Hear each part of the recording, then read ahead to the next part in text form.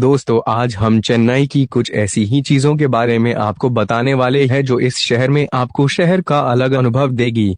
चेन्नई का सांस्कृतिक महत्व बहुत अधिक है। यहाँ पर भरतनाट्यम और कर्नाटक संगीत की समृद्ध परंपरा है। चेन्नई का आईटी हब तेजी से विकसित हो रहा है और इसे भारत का डेट्रॉइट भी कहा जाता है क्योंकि यहाँ पर कई ऑटोमोबाइल कंपनियों के प्लांट हैं। चेन्नई का एमजीआर फिल्म सिटी भारतीय सिनेमा के प्रमुख केंद्रों में से एक है। चेन्नई का मौसम साल भर गर्म और आर्द्र रहता है। यहाँ मानसून के दौरान भारी बारिश होती है। चेन्नई का पुराना नाम मद्रास था। 1996 में इसका नाम बदलकर चेन्नई रखा गया। चेन्नई का मरीना बीच दुनिया का दूसरा सबसे लंबा समुद्र तट है, जिसकी लंबाई लगभग 13 किलोमीटर है। दक्षिण भारत में पहली रेलवे लाइन चेन्नई में स्थापित की गई थी। प्रथम विश्व युद्ध के दौरान मद्रास एकमात्र भारतीय शहर था जिस पर हमला किया गया था और यह हमला जर्मन सेना द्वारा किया था। चेन्नई दक्षिण एशिया और भारत का एकमात्र शहर है जिसे द न्यूयॉर्क टाइम्स द्वारा दुनिया भर में घूमने के लिए 52 स्थानों में शामिल किया गया है। भारत का सबसे पुराना नगर निगम ग्रेटर मद्रास उच्च न्यायालय की इमारत दुनिया की दूसरी सबसे बड़ी न्यायिक संरचना के रूप में जानी जाती है। चेन्नई तमिलनाडु का सबसे घनी आबादी वाला जिला है।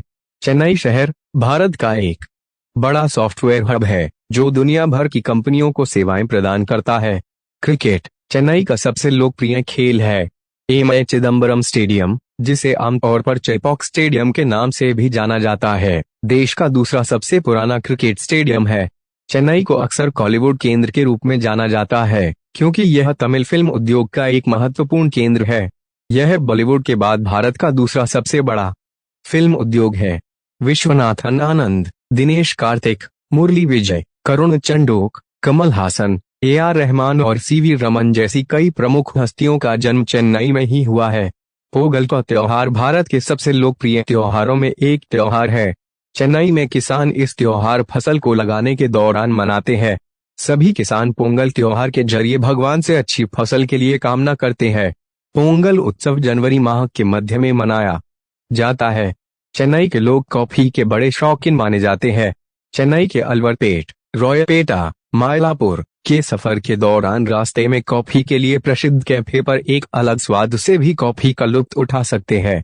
बता दें कि साल 1990 के बाद से यहाँ कैफे की संख्या में इजाफा हुआ। यहाँ के हर व्यक्ति का नाश्ता कॉफी के बिना अधूरा है। भरतनाट्यम जो शास्त्रीय नृत्य का एक प्रमुख नृत्य है, यह क्लासिकल नृत्य है। इस नृत्य की कला को प्रदर्शित करने के लिए इसे सिखाया व सीखा जाता है। जब भी किसी शुभ अवसर का आयोजन होता है तब इस नृत्य को ग्रुप के साथ गुरुवार व शिष्यों द्वारा किया जाता है। चेन्नई में कुल 272 ब्रिज या इससे मिलते जुलते स्ट्रक्चर हैं, जिनमें कुछ फ्लाईओवर निर्माणाधीन हैं। चेन्नई भारत के बड़े शहरों में से एक है और ऐसे में इस शहर में यातायात का अधिक दबाव है। इसकी वजह से यहाँ पर जाम की भी समस्या रहती है। इसके कारण ही इस शहर में अधिक फ्लाईओवर का निर्माण किया गया है। चेन्नई में काठीपाड़ा फ्लाईओवर सबसे मशहूर है। यह फ्लाईओवर अपने आकर्षक डिजाइन के लिए जाना जाता है।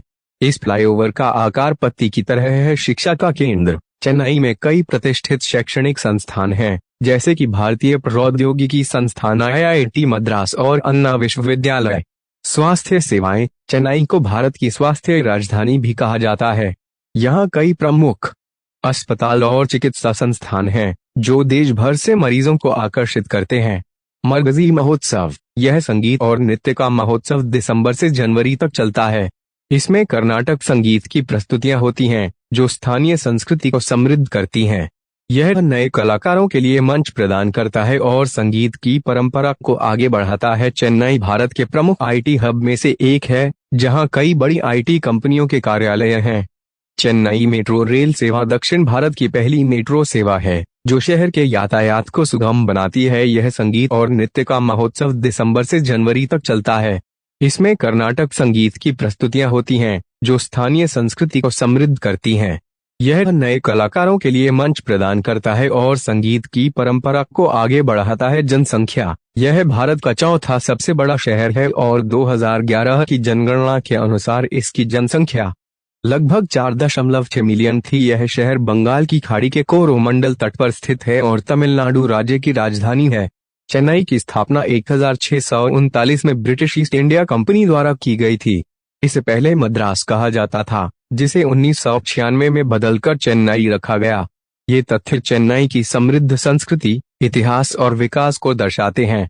चेन्नई के कुछ प्रसिद्ध व्यंजन हैं, चले इस पे बात करते हैं। इडली, यह एक लोकप्रिय नाश्ता है जो चावल और दाल के मिश्रण से बनाया जाता है। इसे भाप में पकाया जाता है और आमतौर पर सांभर और नारियल की चटनी के साथ परोसा जाता है। डोसा, यह एक पतला और कुरकुरा पैनकेक है जो चावल और दाल के आटे से बनाया जाता है। विभिन्न प्रकार के डोसे जैसे मसाला डोसा, रवा डोसा और पनीर डोसा यहाँ बहुत लोकप्रिय हैं।